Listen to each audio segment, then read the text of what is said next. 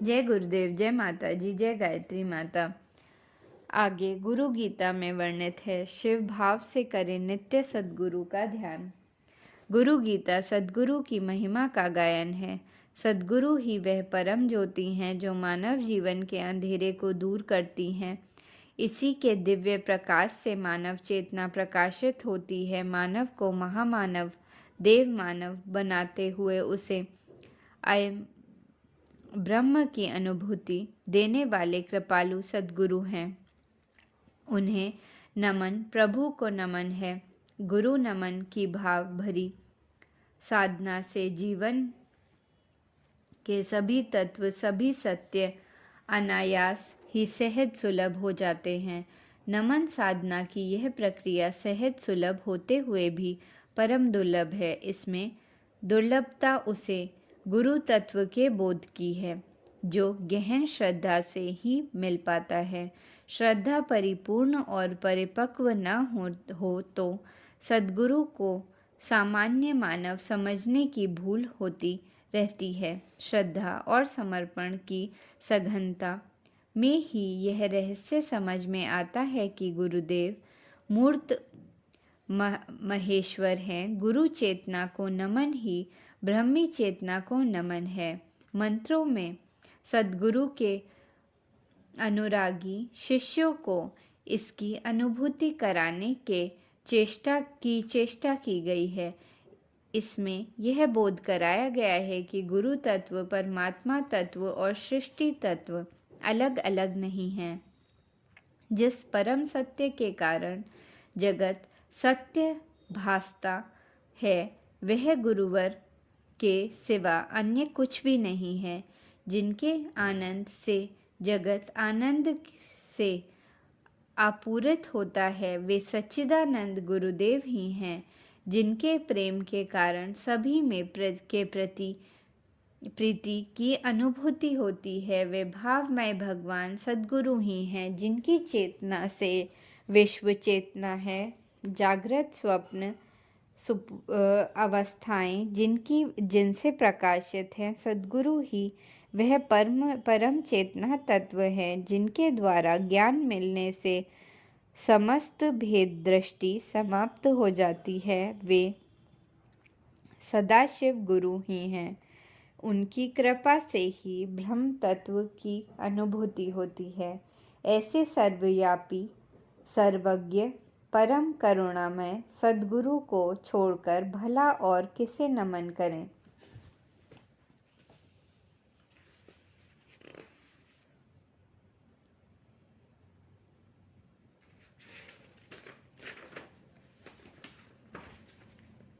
गुरु नमन की यह महिमा अनंत और अपरिमित है। इसका विस्तार असीम है। इसके अलग क्रम को गुरु गीता के महामंत्रों में प्रकट करते हुए भगवान भवानी से कहते हैं, सद्गुरु नमन के इन महामंत्रों में जीवन साधना का सार समाहित है। भगवान सदाशिव की वाणी शिष्यों को बोध कराती है कि ब्रह्मी चेतना से एक रूप गुरुदेव इस जगत का परम कारण होने के साथ ही कारण रूप यह जगत भी है। वे ही महाबीज हैं और वे ही महावट हैं। ऐसे कारण रूपी सद्गुरु को नमन है। इस संसार में यद्यपि ऊपरी तौर पर सब जगत भेद व भिन्नता दिखाई देती है, परंतु तात्विक दृष्टि से ऐसा नहीं है।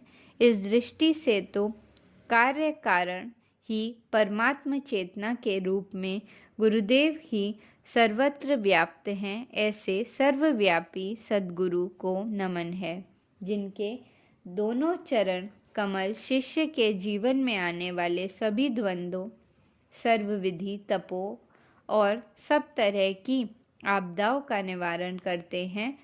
उन श्री गुरु को मैं प्रणाम करता हूँ।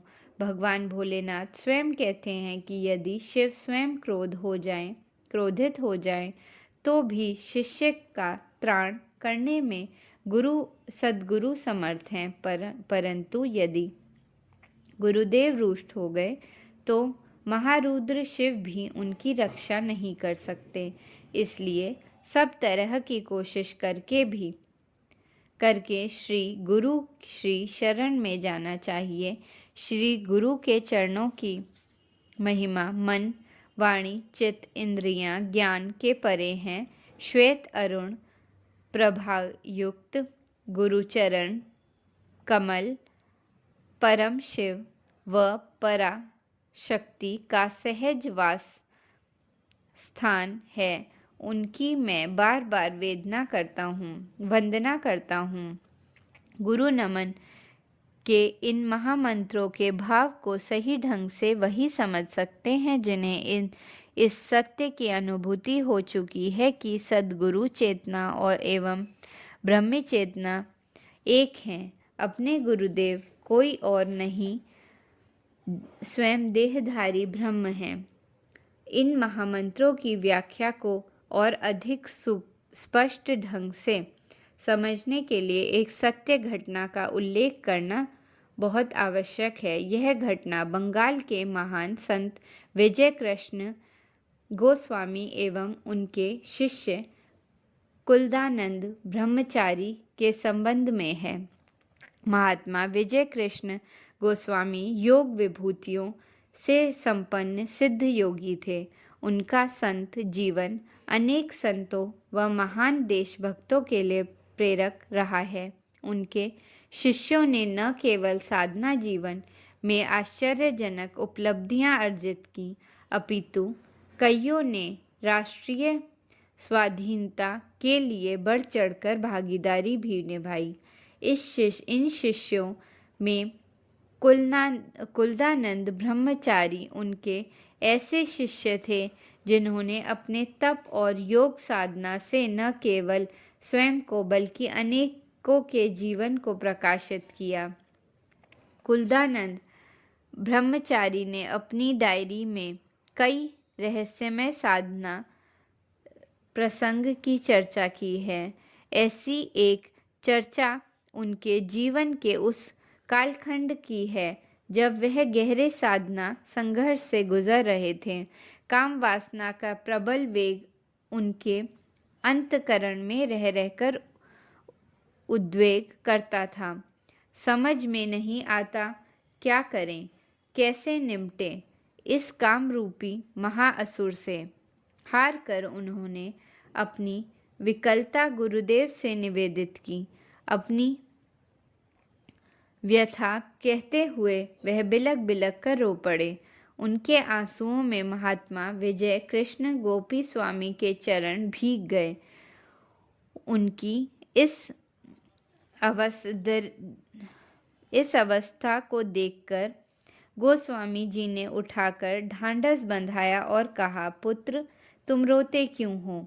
गुरु के रहते उसके शिष्य को असहाय अनुभव करने की कोई ज़रूरत नहीं है। अपने सद्गुरु के रहते हुए यदि कोई शिष्य विवशता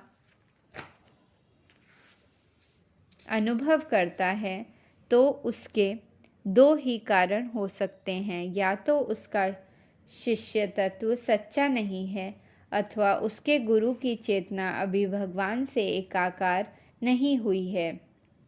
अपनी बातों को कहते हुए विजय कृष्ण गोपी स्वामी उठकर खड़े हुए और दीवार पर लगी अलमारी से अपनी एक छोटी फोटो कुलदानंद को थमाई और बोले, बेटा तुम शिव भाव से इस फोटो की नित्य पूजा करना।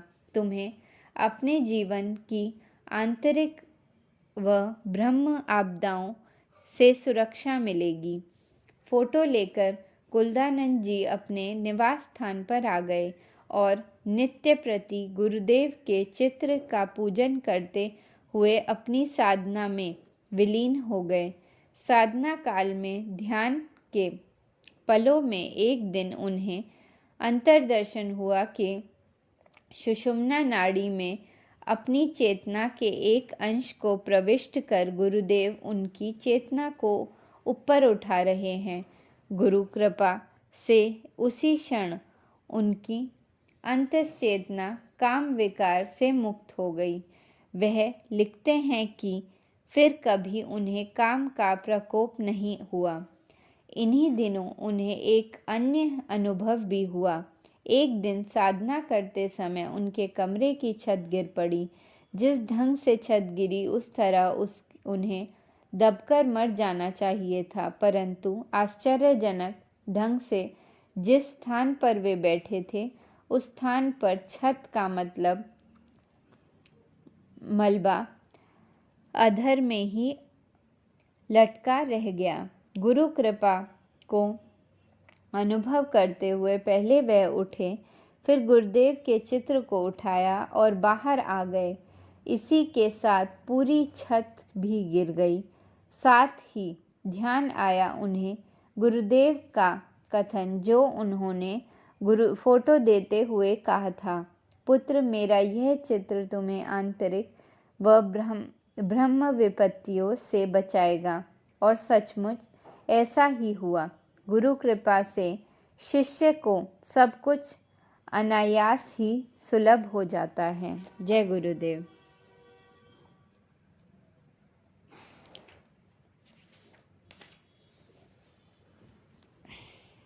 गुरु से बड़ा तीनों लोकों में और कोई नहीं। गुरु गीता के गुरु तत्व की अनुभूति समाई है। सद्गुरु भक्तों के लिए सहज सुलभ यह अनुभूति बुद्धि प्रवण जनों के लिए परम दुर्लभ है। ऐसे लोग अपनी तर्क बुद्धि से देहधारी गुरु सत्ता को सामान्य मानव समझने की भूल करते रहते हैं। वे सोचते हैं हमारी ही तरह दिखने वाला यह व्यक्ति हमसे इतना अलग और असाधारण किस बात ही हो सकता है। जो ठीक हमारी तरह खाता पीता व सोता है, वह भला किस तरह ईश्वरीय तत्व की सघन प्रतिमूर्ति हो सकता है। अनेकों शंकाएं कुशंकाएं उनके मन अंतरण में को घोर घेरे रहती है। अनगिनत संदेह भ्रम उन्हें परेशान करते रहते हैं। मूढ़ताओं का यह कुहासा इतना गहरा होता है कि सूर्य की भांति प्रकाशित सद्गुरु चेतना उन्हें नजर ही नहीं आती। अपनी तर्क प्रवण बुद्धि में उलझकर वे यह भूल जाते हैं कि गुरुदेव तो तर्क से अतीत है। वे महेश्वर गुरुदेव बुद्धिमय नहीं भावगमय हैं। उन भावगमय भगवान को तर्क से नहीं श्रद्धा से समझा जा सकता है। उन्हें नमन एवं समर्पण से ही इस सत्य का बोध होता है कि वे कौन हैं। गुरु भक्ति तथा की पिछली पंक्तियों में इसी तत्व की अनुभूति कराने की चेष्टा की गई है। इसमें यह ज्ञान कराया गया है कि गुरुदेव ब्रह्मी चेतना से सर्वथा अभिन्न होने के कारण इस जगत के परम स्रोत हैं। यह जगत भी उन्हीं का विराट रूप है। वे एक साथ महाबीज भी हैं और महावट भी। ऊपरी तौर पर हर कहीं सब कहीं इतना भी भेद क्यों न दिखाई दे, पर गुरुदेव की परम पावन चेतना सभी कुछ अभिन्न और अभेद है।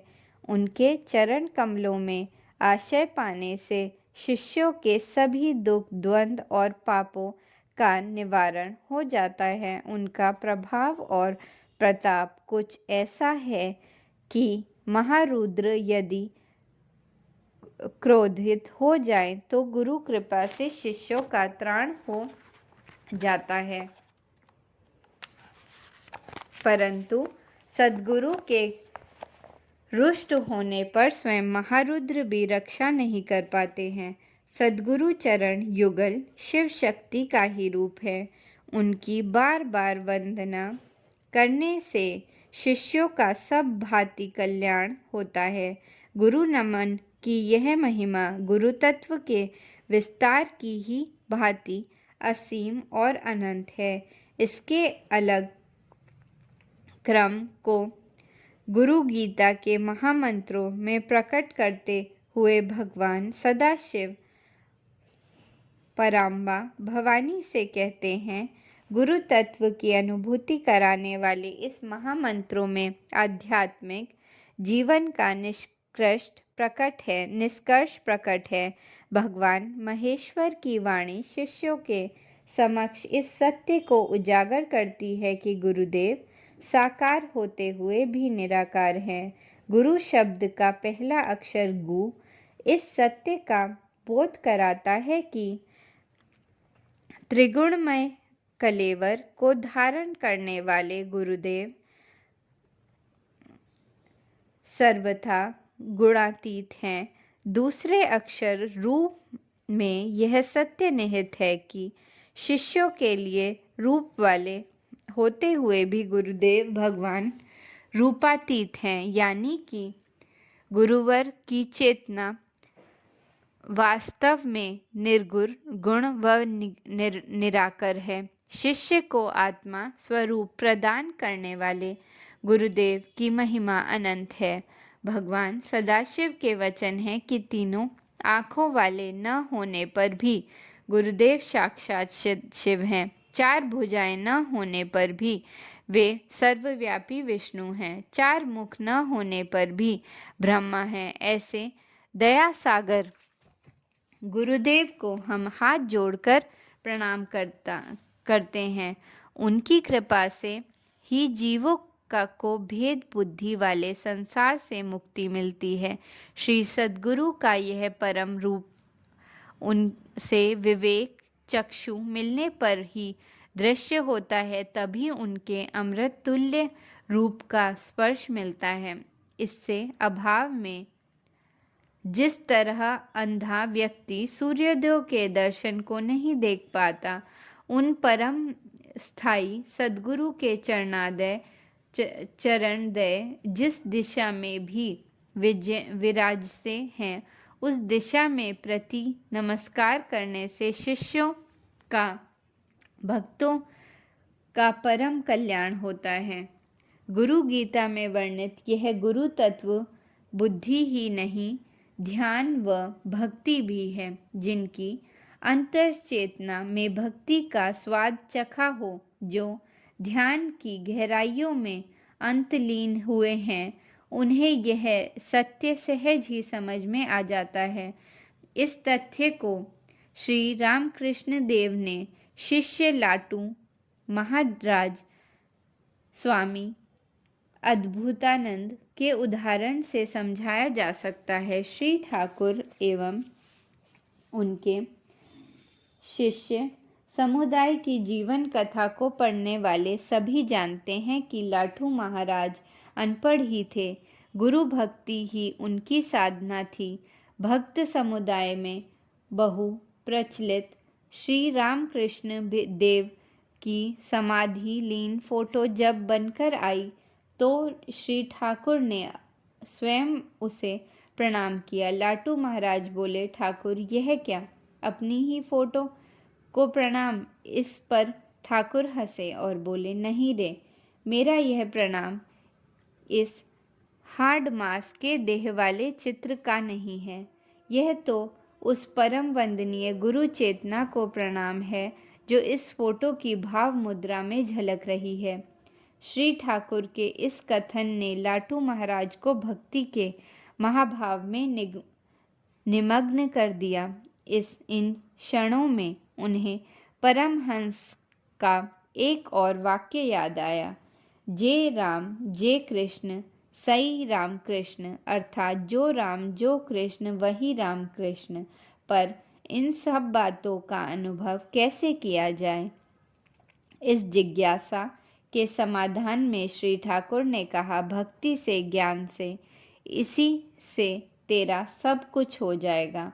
अपने सद्गुरु के वचन को हृदय में धारण कर लाटू महाराज गुरु भक्ति को प्रगाढ़ करते हुए ध्यान साधना में जुट गए।